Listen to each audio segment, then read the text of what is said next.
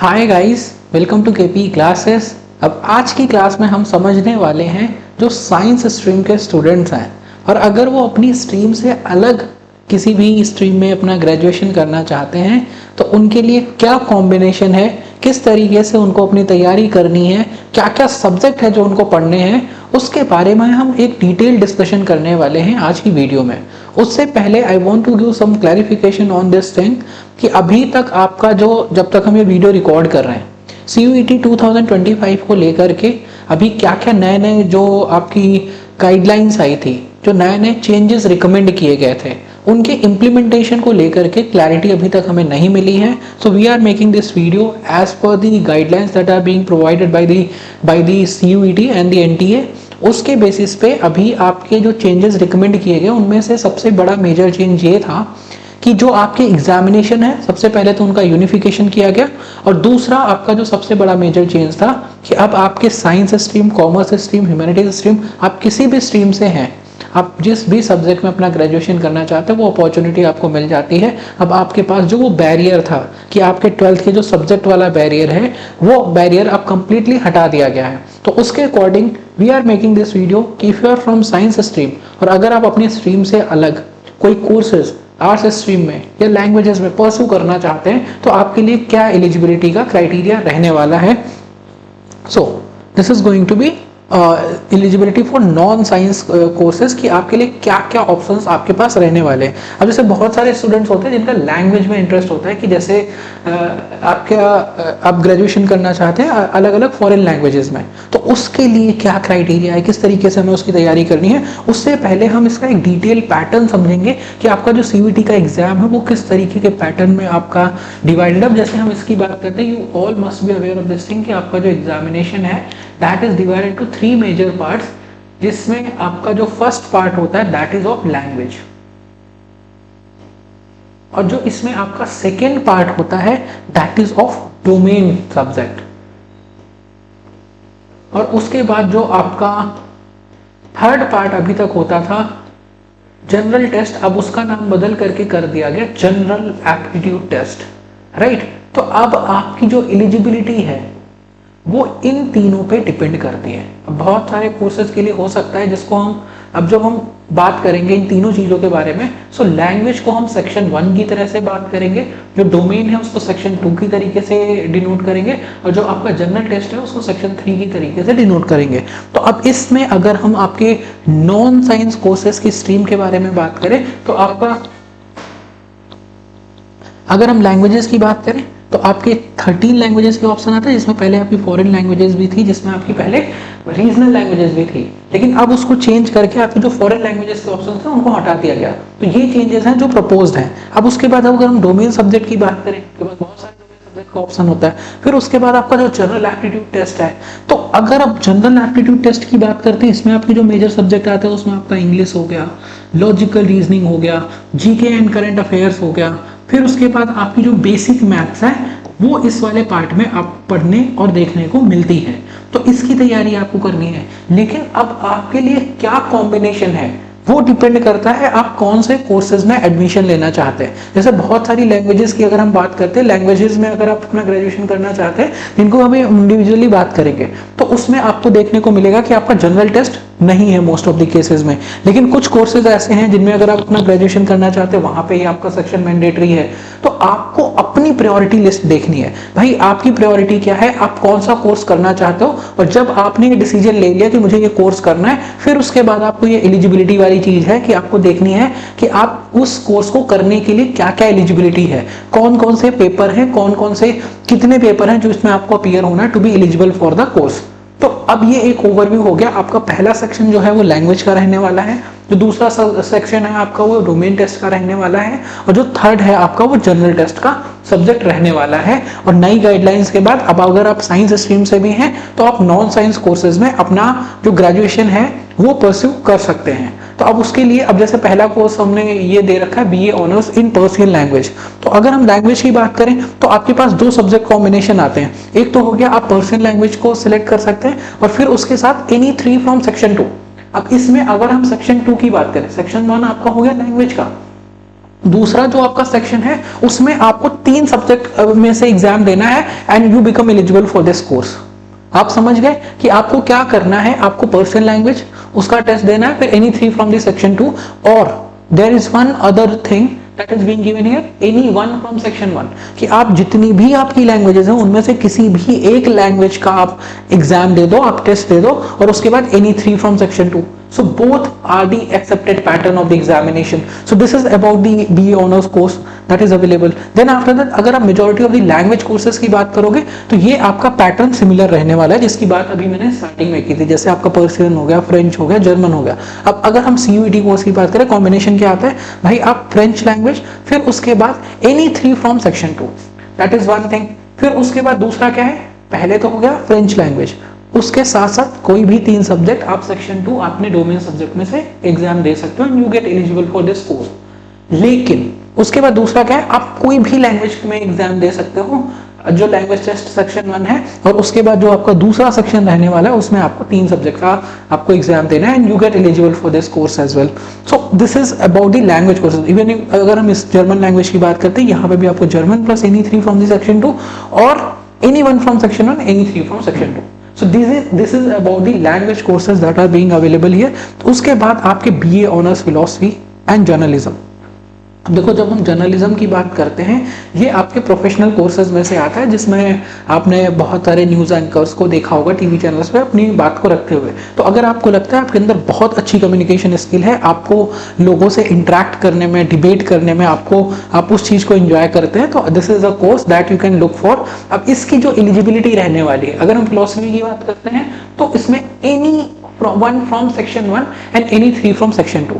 अब ध्यान से समझना है, इन सभी कोर्सेज में आपको कहीं पर भी सेक्शन 3 का मेंशन भी नहीं दिखता है.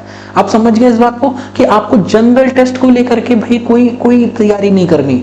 तो इसीलिए पैटर्न समझना बहुत इंपॉर्टेंट है. हम क्या करते हैं, हमें नॉलेज नहीं होती और हम स्टार्ट कर देते हैं अपनी तैयारी. अब इन कोर्सेज में अगर आप एडमिशन लेना चाहो, there is no requirement to prepare for the math, logical, GK, current affair and English, all that. You only need to do what? You only need to appear in a language test, and then after that the second part is going to be any 3 from the section 2, right? तो any 3 from the section 2 आपको उसका exam देना, you get eligible for BA honours journalism. लेकिन यहाँ पे जो language का option है वो आपको दे दिया गया कि भाई आपको इंग्लिश लैंग्वेज में आपको उसका टेस्ट देना है. वैसे ही आपको फिलोसफी के लिए दे रखा है, आपको सेक्शन 1 में किसी भी लैंग्वेज को आप सेलेक्ट कर सकते हैं and any 3 from section 2. So this is similar like the language courses that are being given here. Then after that BA honours humanities and social sciences. अब इसके लिए आपकी जो एलिजिबिलिटी है, any 1 from section 1, any 3 from section 2.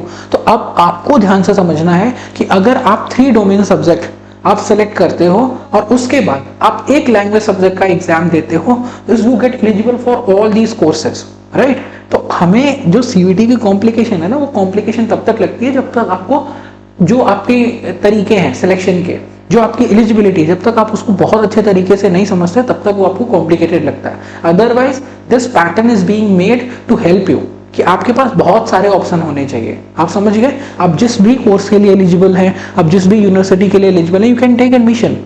तो आप अपनी एरिया ऑफ इंटरेस्ट को आइडेंटिफाई करें, आप उसके अकॉर्डिंग डिसाइड करें कि भाई मुझे एक लैंग्वेज टेस्ट, 3 डोमेन सब्जेक्ट और एक जनरल टेस्ट देना है, ताकि I get eligible for all the universities, all the courses, right? इस तरीके से हमें अपनी उसकी तैयारी को प्लान करना है. But there are certain courses जहां पर एक सेट पैटर्न है, उसी को आपको फॉलो करना है. उस पर भी हम आएंगे. अब जैसे ह्यूमैनिटीज की अगर हम मेजर सभी कोर्सेज की बात करें, BA honours in social work, sociology, then multimedia and communication, तो इनमें आपको एक चीज देखने को मिलेगी. जैसे सोशल वर्क की हम बात करेंगे, लैंग्वेज में आपको कोई एक लैंग्वेज का टेस्ट देना है, any 3 from section 2. It is again similar like that, any 1 from section 1, any 3 from section 2. Sociology में भी ये सिमिलर है. लेकिन जब हम बात करते हैं BA honours in multimedia and mass communication, इसमें आपको पैटर्न में थोड़ा सा चेंज देखने को मिलेगा. Any 1 from section 1, any 1 from section 2 and section 3 is there as well. मतलब इसके लिए, इस कोर्स के लिए, इस पर्टिकुलर कोर्स के लिए अगर आप DUCS को परस्यू करना चाहते हैं, you have to appear in the general test as well, general aptitude test. So that is why I always give a suggestion to all the students out there कि अगर आप सभी कोर्सेज के लिए एलिजिबल होना चाहते हो, क्योंकि आपके पास ये फ्रीडम है, आप एटलीस्ट 5 डोमेन सब्जेक्ट में अपीयर हो सकते हो. Go with 1 language, 1 general test and 3 domain, right? So that's how if you plan, you get eligible for maximum number of universities, maximum number of courses. Then after that BA program, then after that eligibility is given same here, that anyone from section 1, any 3 from section 2. It's similar again like the language. Then after that anyone from section 1 plus any one from section 2 plus general test. अब ध्यान से समझना, जो difference है हमें उसको समझना है. अब पहले आपको बीए प्रोग्राम में क्या क्या एलिजिबिलिटी दी गई, एनी वन फ्रॉम सेक्शन 1, आपको लैंग्वेज टेस्ट का एग्जाम देना है, और एनी 3 फ्रॉम सेक्शन 2, कि सेक्शन 2 में आपको 3 सब्जेक्ट. या दूसरा तरीका आपका क्या है, any one from section 1, any one from section 2 plus general test. मतलब या तो आप तीनों में से एक एक एक दे दो, या दूसरा क्या है कि आपने एक लैंग्वेज टेस्ट और 3 डोमेन सब्जेक्ट में अपना एग्जाम दिया, तो उसके according you get eligible for this course BA program. So this is for all the science stream students who want to change their stream, who want to pursue their career in the different fields. So now you will be getting this opportunity through the CUET examination. So this is how you accordingly you can plan your subjects you want to appear in the exam. Then after that, these are the BA honors in Sanskrit, English, Italian and applied psychology. This pattern is given right here. Anyone from section 1, then Sanskrit from the section 1, section 2. Now this is here they have made it compulsory, right? Anyone from section 1, you can select any language from the section 1, but Sanskrit from the section 1 or in section 2 must be there, any 2 from section 2 or Sanskrit from the section 1 plus, like this is given. So they have made this compulsory that you either you are having Sanskrit in your domain subject or you are having Sanskrit in your language test. So that is about this BA honors Sanskrit course. Then after BA honors English is there, again it's similar. You will find a pattern in the all the language courses. Here the option of language that is given here is English and any 3 from section 2. अब इससे आप एक identification ला सकते हो, भाई language में अगर आपने इंग्लिश सेलेक्ट कर लिया and you are appearing in the 3 domains, you get eligible for the many courses. For Italian it is again same, Italian language any 3 from section 2 और any language from section 1, any 3 from the section 2. Then applied psychology, Hindi पत्रकारिता.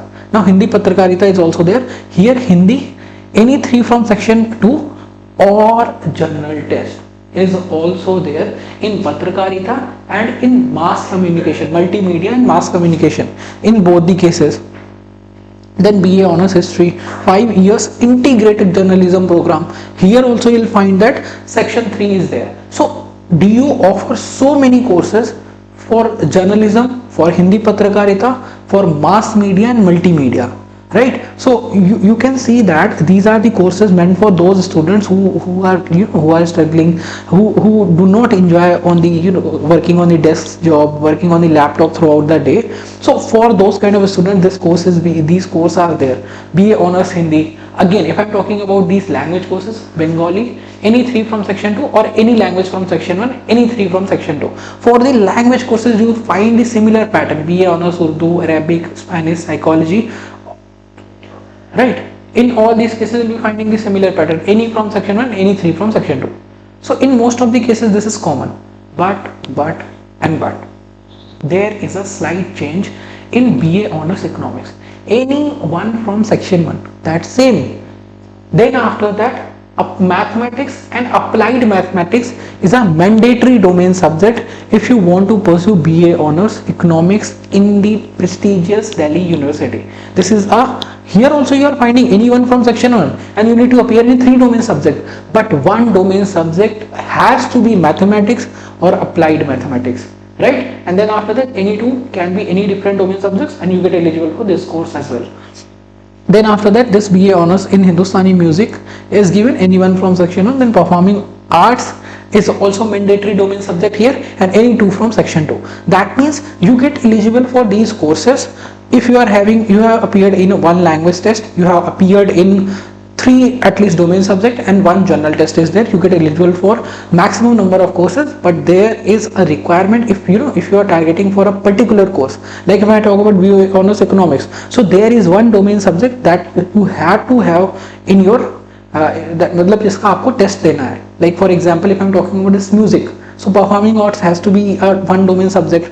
So ये आपकी जो एलिजिबिलिटी है वो change हो सकती है किसी पर्टिकुलर कोर्स के लिए, लेकिन अगर आप एक जनरल व्यू देखेंगे तो अगर आपका एक डोमेन सब्जेक्ट, आपके 3 डोमेन सब्जेक्ट, एक लैंग्वेज सब्जेक्ट और आपका एक जनरल टेस्ट में अगर आप अपीयर होते हैं, you get eligible for maximum number of courses.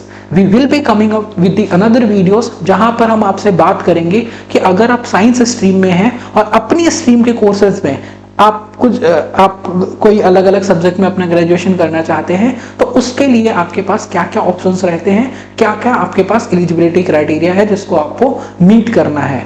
We wish you the best, keep preparing for the same, and if we get any update regarding this, we will come back with the another videos. Thank you so much for watching this video. KP Classes. Dedicated to excellence.